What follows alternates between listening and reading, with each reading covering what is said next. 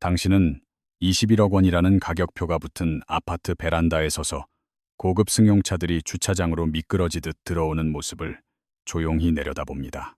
은행 앱에 찍힌 숫자는 당신이 부자라고 말해주지만 정작 당신은 오늘 마실 커피 한 잔의 가격 앞에서 잠시 망설입니다. 도대체 언제부터 20억 원에 달하는 순자산이 경제적 자유가 아니라 당신을 옥죄는 거대한 감옥처럼 느껴지기 시작했을까요? 당신은 10년 전 이 콘크리트 상자를 5억 원에 구매했고 시장은 기적처럼 그 가치를 4배나 부풀려 놓았습니다. 자산의 가격은 거대한 풍선처럼 하늘로 치솟았지만 당신의 실제 월 소득은 여전히 차가운 땅바닥에 단단히 묶여 있습니다. 이웃들은 몽클레어를 입고 아이들을 영어 유치원에 보내며 당신이 쉽게 거부할 수 없는 강력한 중력으로 소비를 유도합니다. 이것은 자산 효과라는 치명적인 환상으로 장부상의 이익이 마치 주머니 속 현금인 것처럼 착각하게 만드는 심리적 트릭입니다. 당신은 이제 안전망을 팔아 치우고 스스로 아직 벌어들이지 못한 화려한 라이프 스타일에 자금을 대려는 위험한 계산을 시작합니다. 집을 전세로 돌리고 월세로 옮겨 그 차액을 주식시장에 베팅하겠다는 계획은 겉보기에 꽤 합리적인 투자 전략처럼 보입니다. 당신은 그것을 자산 재조정이라고 부르지만 사실 그것은 타인의 소비를 흉내내기 위한 절박한 몸부림에 지나지 않습니다. 당신의 전체 자산을 산 꼭대기까지 힘들게 짊어지고 올라온 거대한 배터리라고 상상해 보십시오. 그 안에는 유한한 에너지가 저장되어 있습니다. 반면 매달 들어오는 당신의 급여는 벽에 붙은 콘센트와 같아서 생존을 위한 전기를 끊임없이 공급하는 유일한 생명선입니다. 당신은 지금 당장 난방기를 틀기 위해 다시는 충전할 수 없는 그 소중한 배터리를 부수려는 충동을 느끼고 있습니다. 남편이 가져오는 실수령액은 500만 원 남짓이지만 7살 아이의 영어 유치원 비용은 그 취약한 소득의 60%를 집어삼킵니다.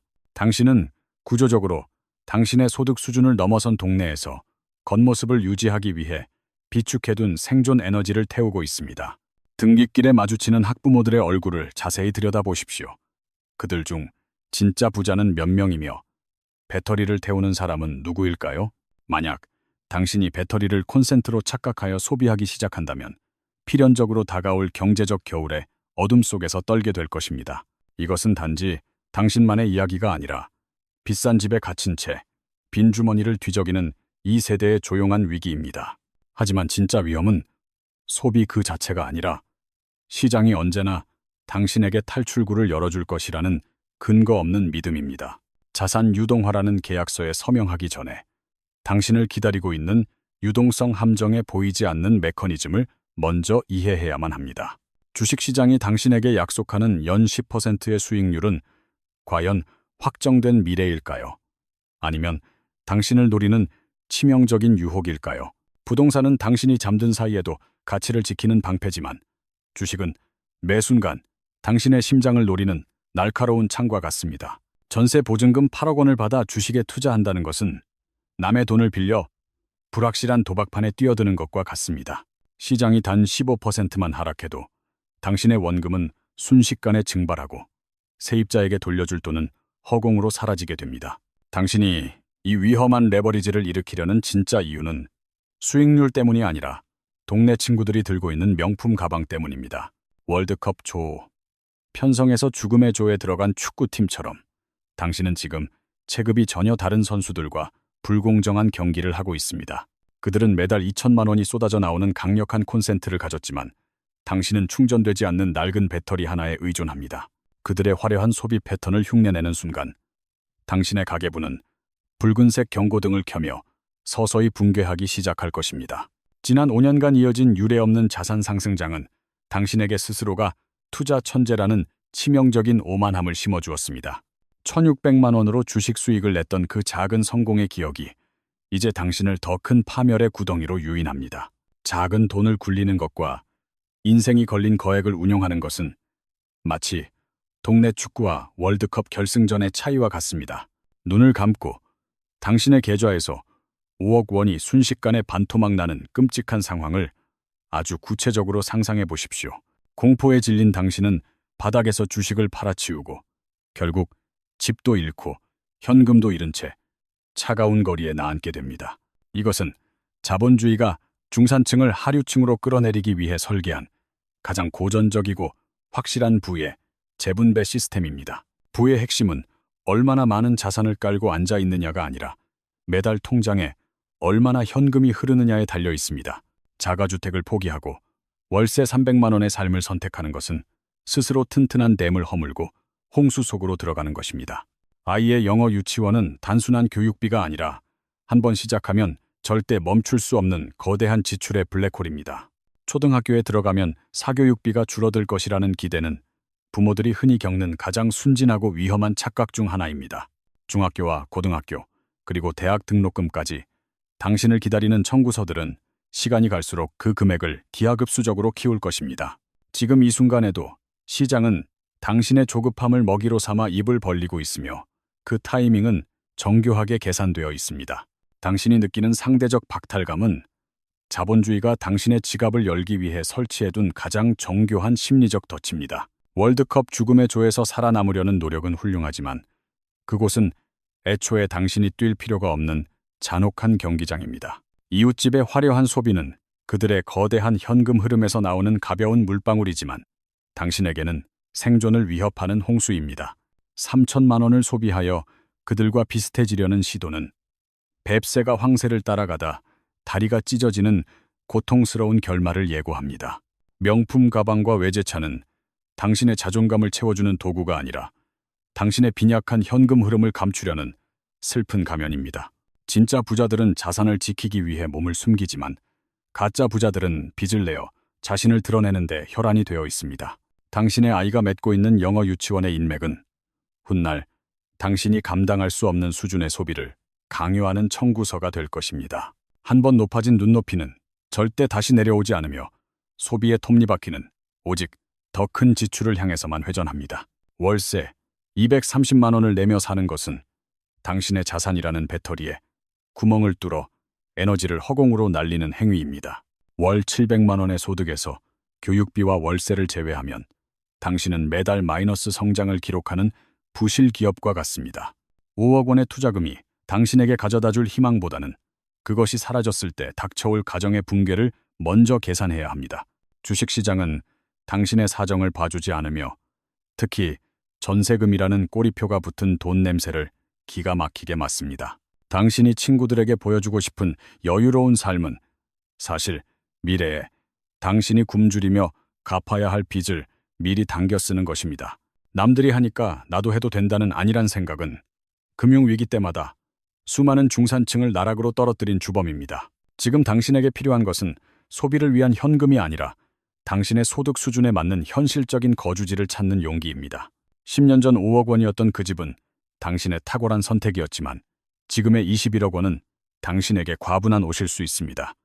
몸에 맞지 않는 옷을 억지로 입고 버티는 동안 당신의 경제적 체력은 보이지 않는 곳에서부터 고갈되고 있습니다.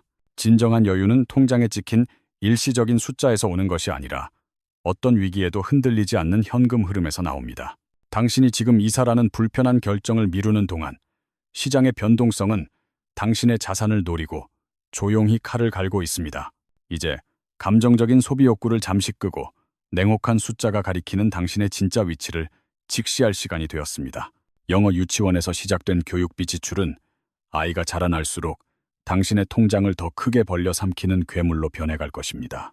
언어를 잊어버리지 않게 하려는 아까운 마음에 당신은 학원비를 줄이는 대신 오히려 더 많은 돈을 쏟아붓게 됩니다. 초등학교 저학년 때 잠깐 줄어드는 사교육비는 폭풍이 몰아치기 직전의 고요함과 같다는 사실을 기억해야만 합니다. 지금 당신이 선택할 수 있는 가장 전략적인 수는 죽음의 조를 떠나 당신이 주도할 수 있는 리그로 이동하는 것입니다. 연봉의 10배 수준인 10억 원대 동네로 이사하는 것은 패배가 아니라 당신의 재정적 생존을 위한 전략적 후퇴입니다. 비슷한 소득 수준을 가진 이웃들 사이에서 살게 된다면 당신을 괴롭히던 비교의 고통과 허영심은 안개처럼 사라질 것입니다. 전세금 차액으로 생긴 현금을 주식 도박판에 던지는 대신 안전한 곳에 묻어두고 차가운 이성을 되찾아야 합니다. 1,600만 원을 굴릴 때의 평정심과 5억 원을 굴릴 때의 공포심은 전혀 다른 차원의 심리적 압박을 가져옵니다. 돈이 돈을 번다는 말은 준비된 자에게는 축복이지만 준비되지 않은 자에게는 가진 것을 모두 뺏어가는 저주가 됩니다. 이제 질문을 언제 돈을 쓸 수 있나요에서 어떻게 월급 외에 소득을 만들 것인가로 완전히 바꿔야 합니다. 대학 등록금과 결혼자금, 그리고 자녀의 독립자금까지. 당신 앞에 놓인 산들은 뒤로 갈수록 더욱 가파르고 험해집니다. 지금 가지고 있는 자산이 많아 보일지라도 긴 인생의 타임라인 위에서 그것을 펼쳐보면 결코 넉넉한 금액이 아닙니다.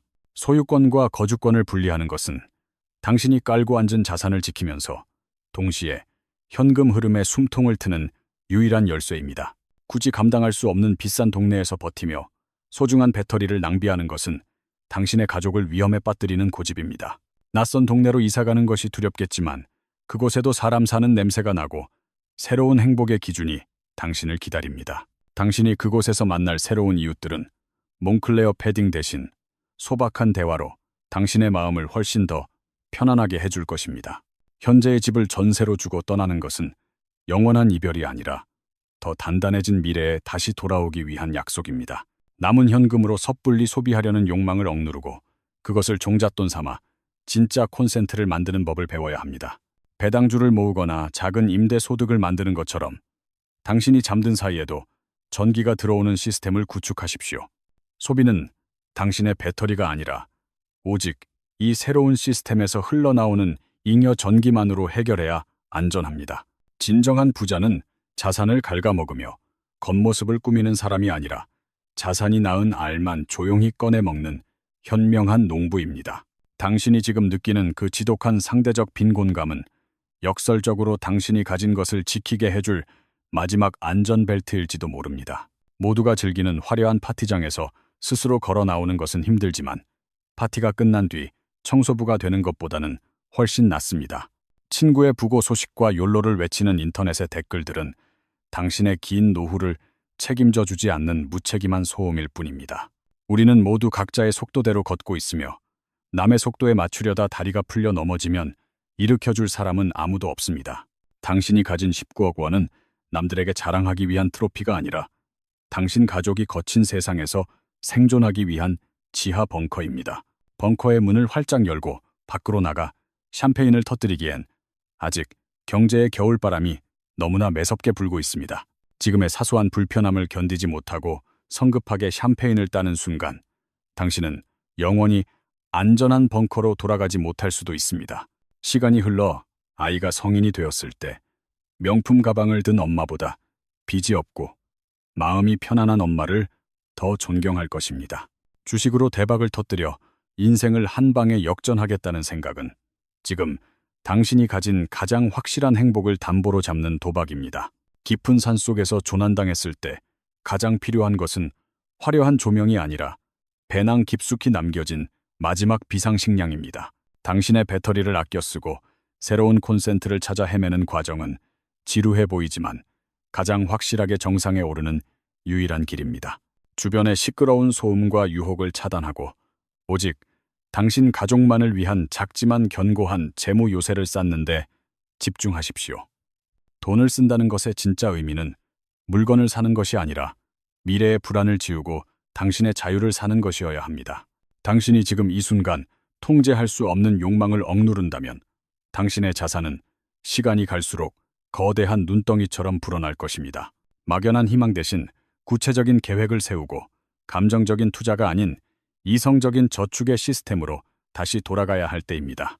이웃들이 빚잔치를 즐기다 하나둘씩 쓰러져 갈 때 끝까지 살아남아 그들을 지켜보는 것이 이 게임의 진정한 승리자입니다. 전세를 주고 월세로 떠나는 그 고독한 길은 당신을 패배자가 아닌 가장 현명하고 실리적인 전략가로 만들어줄 것입니다. 이제 당신의 선택만이 남았습니다. 화려하지만 위태로운 절벽 끝에 서겠습니까? 아니면 단단하고 평온한 평지로 내려오겠습니까? 부디 오늘의 이 경고가 당신의 소중한 배터리를 지키는 마지막 신호가 되기를 바라며 당신의 건투를 빕니다.